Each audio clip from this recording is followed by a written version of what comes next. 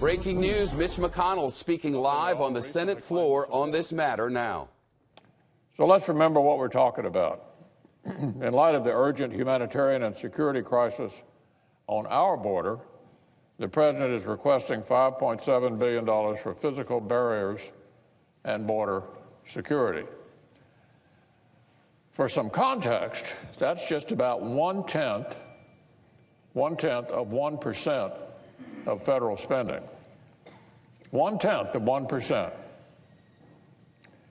For physical barriers like the fences and barriers which already exist, which Democrats have previously voted for with enthusiasm. Back in 2006, then Senators Hillary Clinton, Barack Obama, Joe Biden, and our colleague, the current Democratic leader, all voted for more than $1 billion to construct about 700 miles of physical barriers. Then Senator Obama called it badly needed funding for better fences and better security that should help stem some of the tide of illegal immigration. That was Senator Barack Obama. Senator Schumer later described his vote proudly, quote, miles of border fence that create a significant barrier to illegal immigration.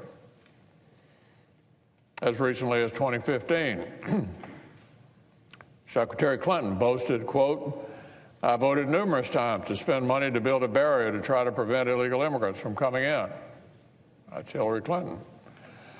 Well, Mr. President, obviously that was then, and today the new Speaker of the House is trying to argue that a physical barrier is, quote, immoral. Immoral?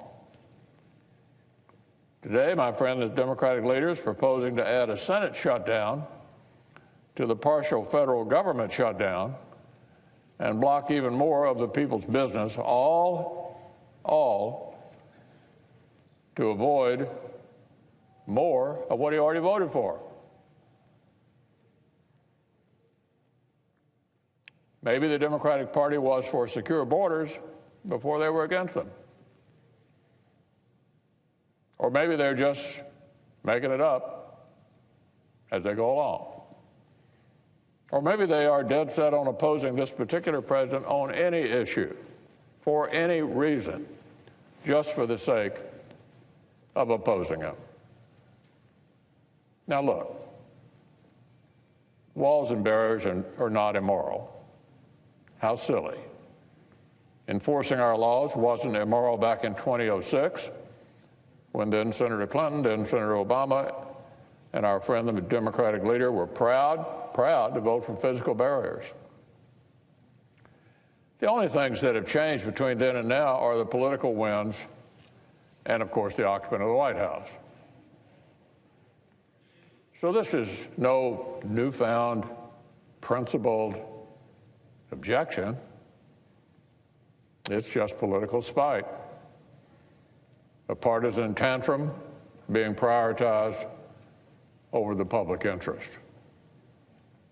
So for more than 2 weeks, they've indulged in that partisan tantrum rather than negotiating good faith over border security funding, hardly something that should be a partisan subject in the first place.